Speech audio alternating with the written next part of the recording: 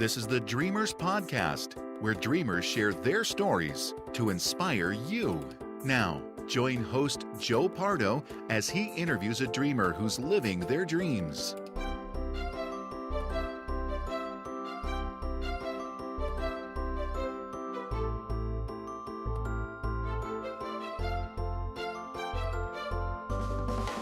Welcome to the Dreamers Podcast. I'm your host, Joe Pardo, and today I'm interviewing Scott Moore, who is living his dream by being a personal and business development coach. Welcome to the show, Scott. Thanks for having me, Joe. It's a pleasure to be here. Not a problem. It's a pleasure to have you on the show. I'm really glad that I was introduced to you to be able to have you on the show. Why don't we get started by giving some background about yourself? I'm a 43-year-old guy living in North Carolina, and I guess pertinent to our topic today, I'm living my dream of being a coach after spending most of my adult life doing careers that seemed like a good idea at the time, but were pretty inappropriate for me. So what does being a coach mean to you? Well, it's really just about helping people achieve their goals, whether they're personal goals or business goals, in a way that utilizes what they do best. I don't help people patch up the parts of their life that they're not really doing well. I try to get them to focus on their strengths and what they love and utilize those tools as their best way of moving forward toward the goals they're trying to accomplish. A lot of times that involves, I coach people more about stopping doing the things that make them miserable than I do having to tell them the things that they're great at. So what would you say inspires you? Well, I just reached a point in my life where I own my own business. I was a videographer that specialized in doing legal work, and I wasn't enjoying it at all. I dreaded going to jobs, and I was happy when they canceled. And I had a very low opinion of myself. I thought that I was lazy. And so one day I kind of woke up a little bit and started to realize that I wasn't lazy. I just wasn't doing anything I enjoyed. And so I was never going to be super successful at it, because why would you go out there and hustle for the work when you don't want to do the work when you've got it? Like I said, it was like being in a pie eating contest, the prize for which was more pie. Why go through all of that horror just to get more of what you're not already enjoying? So I decided to start doing some exploration about what would be a better fit for me career-wise. And I was lucky to have among my friends a guy named Phil Dyer, who is a executive coach in the DC area. And he really kind of took me under his wing a little bit and said, Scott, we need to take a look at what you're best at and figure out a business that you should be in that will help utilize those things better. And when he took a look at the list of my strengths, it was immediately obvious that I was getting to use virtually none of that stuff in my day-to-day work as a videographer. But I was built pretty well to be a coach. And so it was a bit of a surprise to me, because I told him, I said, I've never done that. And he said, sure you have. People come to you for advice and insight all the time. You're just not getting paid for it. So this is absolutely something that you could do professionally. And so that was the beginning of my career. So how was it received by your family members and friends when you said, hey, I'm going to stop what I've been doing and making money at and, go into this new venture of coaching people? Well, a lot of people were surprised. I mean, heck, I was surprised. I certainly couldn't expect them not to be surprised. But right away, people started to say to me, oh, okay, yeah, actually, that really makes sense for you. And I will just say that I love anybody's story where they're following their dreams, but I think people maybe have this image in their mind that, like I shut the doors of my business that day and vowed never to go back to doing the thing that made me miserable. But that's not exactly the way it plays out in real life most of the time. I mean, I'm a realist, and I understood, like, I couldn't just close the doors of my business that day. It was a gradual shift. When I started making about as much money coaching as I had been doing videos, I guess I won't even say I wasn't making as much, but when I got close, I decided that's it. Now I'm shutting the business and I'm going into coaching full time. I'm a big fan of telling my clients that it's a lot easier to make a leap of faith when you can see the landing zone. And for me, that just meant I needed to have an income that looked like it was on the rise. was. And so that's what I did. That's when I made the leap, is when I felt like I could see the landing zone. I'll tell you, there have been few days in my life that I was happier than the day that I closed down my video business and declared that I was now a coach, and that was it. How did your family take it?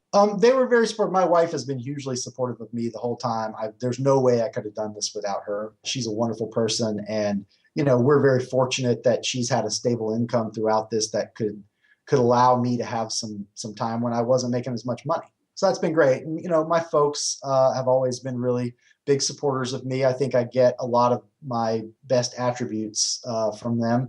And, so they were really happy that I was doing something happy. My friends all immediately commented on how, I've always been a pretty positive guy, but they just said they could just tell I was struggling so hard with what I was doing for a living and not enjoying it, to being just so cheerful and happy all the time, to feeling like, it's like I'm on vacation every day. I can't wait to do what I do for work.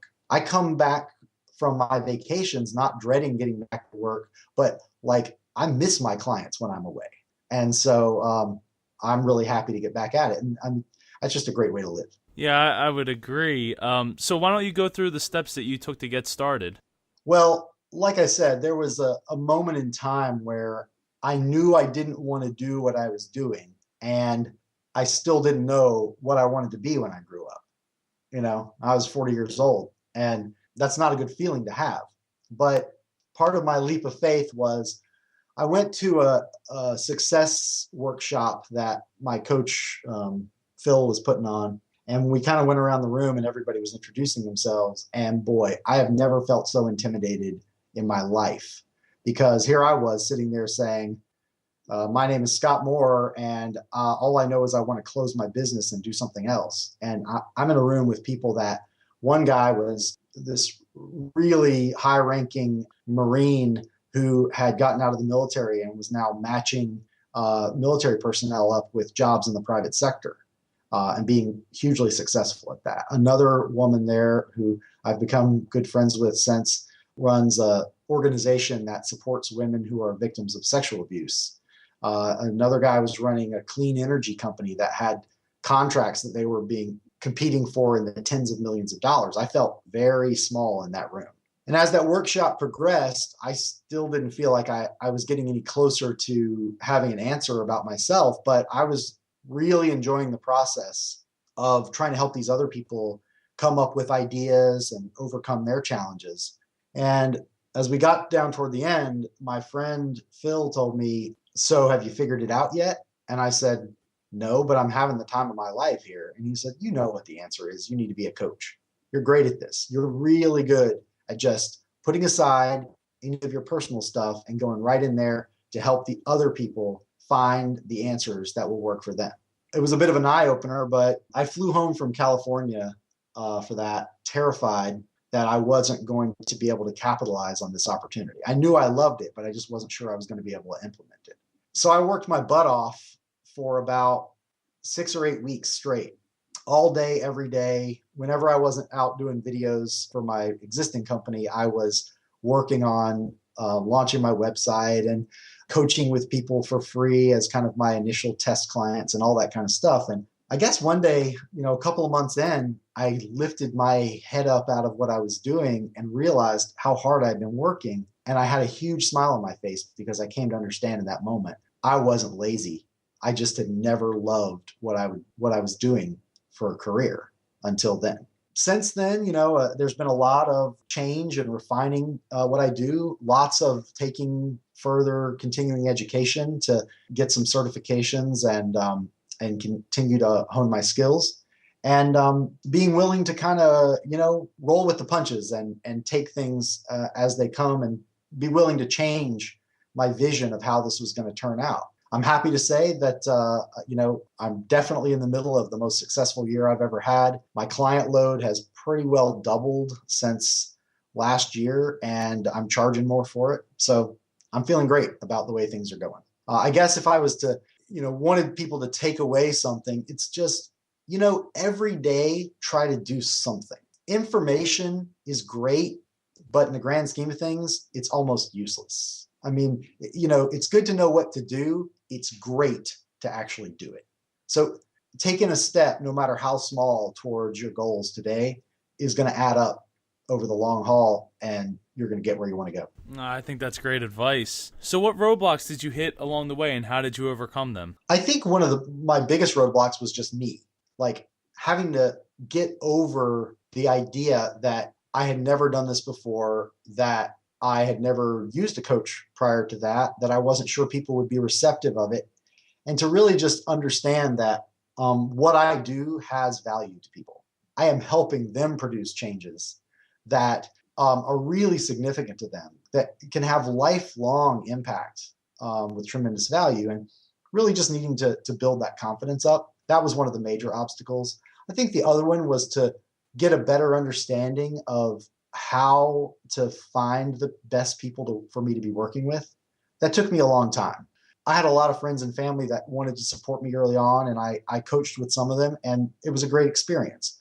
But when you're reinventing yourself, the best way for you to gain confidence is to get out there and meet people you've never met before and get to look them in the eye and say with such confidence that, like, this is what I do. This is what I'm good at.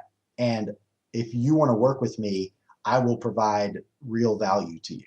I think understanding how to do that and what the pathways were to meeting those kind of people was really a necessary step for me to take. It took a while to get there, but I think that was hugely important. So could you share a favorite memory? Wow, there's a lot. Probably one of my favorites is, I remember fairly recently, a new coach came to me, and she was fairly young, and she really liked the idea of doing this. And she was having a hard time envisioning whether or not people would take her seriously.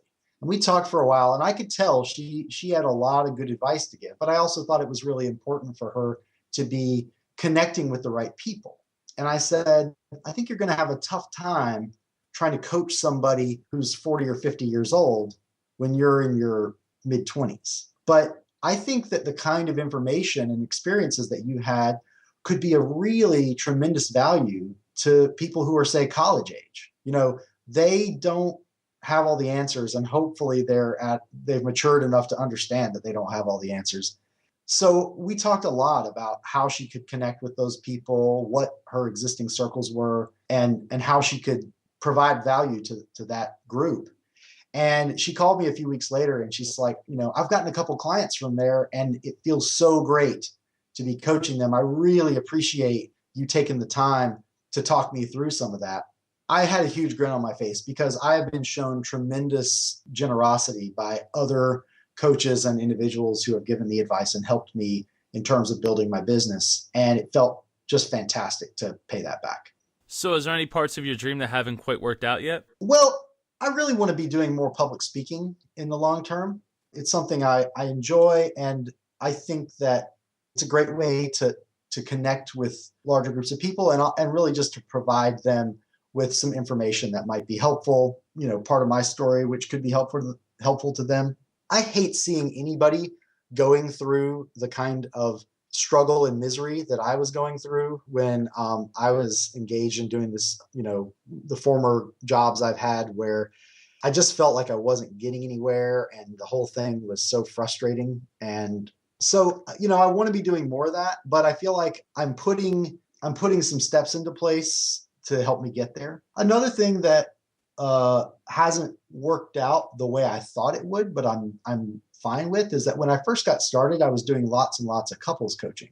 And I've made a discovery along the way, which your listeners might find interesting, which is that people will take off of work to go see a marriage counselor if they think that the alternative is spending money and time with a divorce attorney. But people won't take off time from work to go spend time with a couples coach when their marriage is doing pretty well, but it could be doing even better. And all those clients wanted to meet with me in the evenings or on the weekends when it was more convenient for them. And I understood their reasoning, but I also knew that if I built a practice out of that, and I was spending all my nights and weekends helping other people's marriages. I knew one marriage that wasn't going to work out very well, and that was mine. So I moved away from that. And I was surprised at the fact that my practice area has been a lot different than I might have originally envisioned. So I think that's one of the ways that you got to be ready to grab opportunities as they come your way and don't get too tied up in one particular vision of how it has to be. So I know you're working on a book. Would you like to talk about that? Oh, sure. It's funny because I guess I never would have necessarily envisioned writing something about this when I got started. My coaches right away told me that I ought to write a book, but I thought it was going to probably be about something very different. As it turns out, the book that myself and a good friend of mine are writing is actually about our shared love of the hobby of gaming and how it ties in with some of the themes that I coach about. It's called Experience Points, and it's all about how we've learned a lot of life lessons from the games we've played and how we prepare for them, how we play them, some of the resource management that comes into that, some of the social interaction that comes with that. And I think part of the reason I'm a good coach is because I've, been a big geek most of my life. And it's been really fun to write about how those things intersect. I've found that actually a significant number of my clients have ended up being gamers themselves, and it gives us a kind of shared language that we can use to talk about some of what they're dealing with. So what do your dreams for the future look like? Well, I know that I'll always be a coach in some capacity. I know that I will enjoy what I do career-wise, no matter what form that takes, because I've learned that lesson the hard way. I can't go back. I don't know exactly what my coaching practice will look like 5 years from now or 10 years from now, because if you had told me 3 years ago it would look like it does today, I don't think I would have necessarily believed you. But I am discovering that it's evolving toward, I'm doing a lot of business coaching more so than I would have ever thought, because I'm well into the launch of this new business, and I had my own business previously, and I made a lot of mistakes along the way that I'd rather other people not have to make. So that's been a big evolution in what I do. I have a lot to say on that topic because it's what I'm living right now. I'm trying to continuously improve and expand my business, and so I think I'm always interested in talking with people about those topics. I think that I have the confidence in knowing that I will be successful because I absolutely love what I'm doing. I think that's a great way to be. So is there any last thoughts you'd like to share? Well, I guess I would just, say to your listeners that, first of all, you don't always have to start your own business, but I would really take the time. I would encourage everybody to take the time to discover what they're best at and where it overlaps with what they love to do, and make absolutely sure that they are engaging in those things on a regular basis. Whether they're doing it purely as a hobby or whether they're making money at it, try to make sure you're incorporating that stuff in your life all the time, because I think we've only got one shot at this. And if we're not making sure that we're doing what we love, doing what we're best at, instead of grinding away at something, just living for the day we retire, I think we're missing a huge opportunity. So that's what I would want folks to take away from hearing me today, is just to know that go out there and don't be afraid to grab that. We all think that the stuff we're best at really just isn't that valuable because we're great at it. But to the rest of the world, we just seem like wizards when we're doing that stuff. I think it's really fun to get out there and do what you do best and do it with a big smile on your face. You mentioned before the interview that you had a book that you recommend to a lot of people. Could you talk about that real quick? The assessment that I give every single one of my clients is called the Strengths Finder 2.0. You can Google it and find it really easily, or if somebody wants to go to the resource page on my website, they can find it there. But it's not really a book that you got to worry too much about reading. It's just all about the fact that we don't live in a society that actually values our strengths as much as we'd like to think it does. I mean, the example that they used in one of the versions of the book was, if your kid comes home from school with their report card and they've got 5 A's and a D, what do you think they're going to talk about at the dinner table that night? They're not going to talk about the fact that this kid is doing amazingly well at 5 out of their 6 subjects. They're going to talk about, why aren't you doing great at everything? And so I think that we carry that mentality into the workforce with us. And we spend way too much time trying to patch up the areas that we're weak. One of the most hated structures in corporate America is the self-evaluation. They give that to an employee and they say, tell me what you're best at, but also tell me what you're worst at. And nobody likes to say, I'm bad at these things, because they think that that's ammunition that could be used against them. But imagine if your boss handed you a sheet of paper and said, I want you to write down the 3 things about your job that you're worst at, because we're going to take them away from you and give them to somebody else that actually enjoys those things. So you can spend more time doing what you're best at. I think that would completely transform your vision of what it was like to work in that place, what it was like to think about yourself as an employee, knowing that your administration, that your boss wanted you to spend time doing what you're best at and get rid of that stuff that you hate. I think that that is a tremendously powerful aid to people in every kind of work that we do. And I would want people to really get an understanding of their strengths and try to live life in a way that they're operating out of those strengths the vast majority of the time. To that end, I suppose if anybody's interested in getting in touch with me, doing those StrengthsFinder evaluations is something I do all the time with clients. And even with people that don't choose to become my clients. I just love going through the process of opening their eyes to what they do best. I think we all kind of owe it to the world to spend more of our time doing that stuff and less time beating our head against the brick wall. Yeah, I agree. So would you like to plug your website and Facebook page or Twitter? Well, like I said, maybe it's a sign of my age, but I'm not on Twitter. But folks can find my website at scottmoorecoaching.com. That's Moore with 2 O's, all one word. And if anybody wants to reach out to me on Facebook, I'd be happy to meet you there. My Facebook page is really just not tremendously focused on my business. It's just my platform to share with people what's going on in my life and become friends with people, because that's kind of an occupational hazard with me. I don't coach people that I don't really like and enjoy. So I end up becoming friends with almost every client. It's been one of my great pleasures to have this ever-growing base of friends, thanks in part to the work that I do. So yeah, please reach out. I'd love to meet you. Well, I'd love to have you on the show again in like 6 months to a year, and we'll catch up on how you've been doing and what you've been up to, and hopefully, maybe your book will be done by then, and just do a whole follow-up episode. That'd be fantastic. And my book darn well better be done by then. I think that we're about ready to kick that sucker out the door. So it would be a great pleasure. And, I'm really big on trying to track my goals and hold myself accountable to propelling myself toward the kind of future I want to have. So I think, let's call that a date. I'll be back in 6 months to a year, and I think it'll be really fun to report on all the progress I've made since. Awesome. I'm looking forward to it, Scott. Well, thank you for coming on the show. I really appreciate it. Thanks for having me, Joe. It's been an absolute pleasure, and it's been really fun to get to know you a little bit better and see the really cool project you've got going on here. I am very humbled and pleased to be counted among the people who are following their dreams. So I hope that you have a steady stream of folks just like that. Well, thank you. Me too. Take care. All right. You too. Have a good one. Thank you for joining us for this episode of the Dreamers Podcast. Follow us on Twitter at Dreamers Podcast. Join us on Facebook at facebook.com/Dreamers Podcast. If you or someone you know would like to be a guest on the Dreamers Podcast, please send an email to j@jpar.co. This podcast is copyright 2014 by jpar.co.